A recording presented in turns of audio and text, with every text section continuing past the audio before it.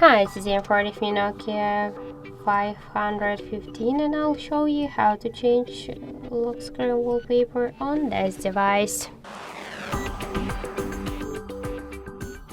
So just to change the wallpaper, we should first open the menu, then with the down button we should go to the settings, select the settings and scroll down to the display. Select the display and the first section will be the wallpapers one.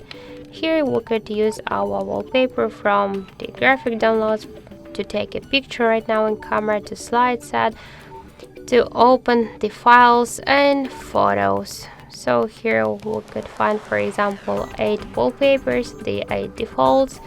We could go back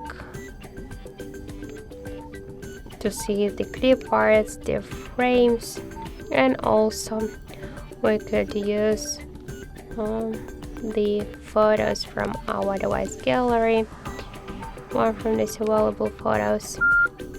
So now wallpaper applied, so let's just go to the home screen, to the lock screen, and we can see that we just successfully changed our lock screen wallpaper.